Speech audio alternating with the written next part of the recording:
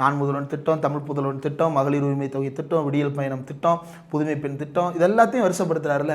இவர் வரிசைப்படுத்துகின்ற திட்டங்களில் ஏதோ ஒன்றில் தமிழ்நாட்டில் இருக்கக்கூடிய அத்தனை பேரில் ஒவ்வொரு வீட்டிற்குள்ளும் ஏதோ ஒரு திட்டம் ஏதோ ஒரு வகையில் போய் சேர்ந்துடும்.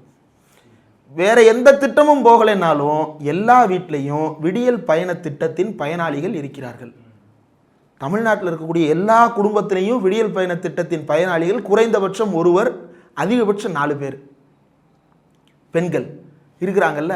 அப்போ வீட்டுக்கு வீடு பயனாளிகளை உருவாக்கி வைத்திருக்கிறார் ஸ்டாலின். இவங்களுடைய வாக்குகள் யாருக்கு போக போகுது? இதையெல்லாம் உங்கள் பக்கம் திருப்பணும் அப்படின்னா நீங்கள் வேலை பார்க்கணும். வெட்டியாக சும்மா உட்காந்துக்கிட்டு ட்வீட்டை போட்டுக்கிட்டு நீங்கள் இப்போ பனையூர் பண்ணையாருக்கும் இவருக்கும் என்ன வித்தியாசம்? பனையூர் பண்ணையார் திடீர் பண்ணையார், இவர் காலகாலமாகவே பண்ணையார். அதனால தான் இவருக்கு வேலை பார்க்க தெரிய மாட்டேங்குது.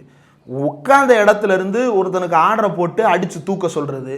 கொடநாடு அத்தனை கொலை சம்பவங்கள் நடந்திருக்குது. யாராட்சி காலத்து சட்ட ஒழுங்கை பற்றி இவ்வளவு கவலைப்படுறாரு எடப்பாடி பழனிசாமி. கொடநாடு பங்களா சம்மந்தப்பட்ட அத்தனை பேரும் கொடூரமாக செத்தானே, இது சட்ட ஒழுங்கு பிரச்சனை இல்லையா? அது எப்படிங்க ஒரே பங்களாவில் அவ்வளோ பேர் செத்து போனா? வாட்ச்மேன் செத்துட்டான், சிசிடிவி ஆப்ரேட்டர் பூரா கோரமான, ஒருத்தர் தூக்கு போட்டு செத்துருவார், ஒருத்தர் ஆக்சிடெண்ட்டில் செத்துருவார், ஒருத்தர் கொலை பண்ணேன்னு ஒத்துக்கிட்டு நான் தான் கொள்ளையடிக்க போனேன்னு சொல்கிறாரு. எடப்பாடி பழனிசாமி தான் வேறு ஆட்கள் மூலமாக எனக்கு இந்த வேலையை கொடுத்தாருன்றதை ஓப்பனாக சொல்கிறாரு. இங்கெல்லாம் சட்டம் ஒழுங்கு ரொம்ப பாதுகாப்பாக இருந்துச்சா? பொள்ளாச்சியில் சட்ட ஒழுங்கு ரொம்ப கிளுகிளுன்னு இருந்துச்சு பார்த்தோமே. தூத்துக்குடியில் சட்ட ஒழுங்கு லட்சணத்தை பார்த்தோமே. ஜல்லிக்கட்டு போராட்டத்தில் சட்ட ஒழுங்கு லட்சணத்தை பார்த்தோமே.